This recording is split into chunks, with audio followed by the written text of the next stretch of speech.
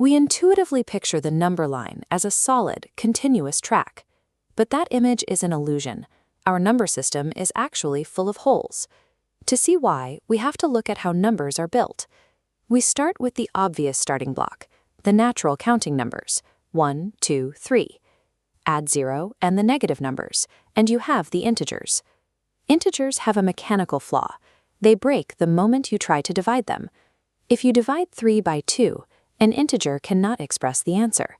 To solve that specific operation, mathematics had to engineer a patch. That patch is the rational number. It is strictly defined as any ratio p over q, where both top and bottom variables are integers.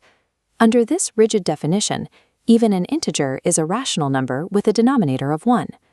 Mathematical dimensions expand in a specific sequence. Each new class of numbers acts as a patch, engineered specifically to fix a functional gap in the previous system. Once mathematicians built the rational numbers, they noticed a powerful property called density. This means that between any two numbers on the line, you can always find another one. Calculate the average of two distinct fractions, r and r prime. The result drops a brand new fraction exactly halfway between them. Because you can always take an average, you can repeat this forever. No matter the distance, another fraction drops in the middle. If we can slice the space between fractions infinitely, it feels like those numbers must completely fill the space. It implies a perfectly solid line. But infinite density is a mathematical trap. Even though it contains an endless supply of fractions, the rational number line remains porous. To expose those holes, we have to shift from the operation of division to a different mechanic, multiplying a number by itself, or squaring it. If we run that operation in reverse, we get the square root, hunting for the original base number required to reach a specific square. For perfect squares like 1, 4, 9, or 16, the reverse operation works cleanly. The root of 16 returns us exactly to the integer 4. But what happens if we attempt to find the root of a non-perfect square, like 2? The square root of 2 is a physical length. Draw a square with sides of 1, slicing it diagonally. By the Pythagorean theorem, 1 squared plus 1 squared equals the hypotenuse squared. That diagonal is the square root of 2. This specific length caused a major crisis in the ancient world. Thinkers like Pythagoras realized this shape was mathematically terrifying. Because if a physical length can be drawn and measured in reality, the number system requires a coordinate to represent it. Here is the devastating proof the ancients discovered.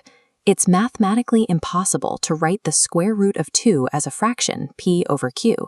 If it cannot be expressed as a fraction, it cannot exist on our dense rational number line. Test this geometrically. Detach that physical diagonal and swing it onto the number line. It lands where a coordinate should be, but no fraction is there to catch it. The length slips into a void between packed rational numbers. The operation of basic geometry exposes the fracture. Perfectly measurable physical realities exist entirely outside the bounds of fractions. The quantities that fall through these gaps are called irrational numbers. The square root of 2 is far from alone. Any integer that isn't a perfect square, the square root of 3 or 6 or 10, creates another irrational gap in the track. Beyond square roots, some of our most vital mathematical constants share this exact property. Pi, the ratio of a circle's circumference to its diameter, and e, the base of natural logarithms, are irrationals that cannot be written as simple fractions.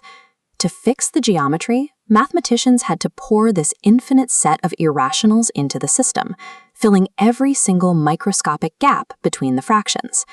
When you combine the dense rationals with the infinite irrationals, you forge a complete, unbroken spectrum. This final category is the real numbers.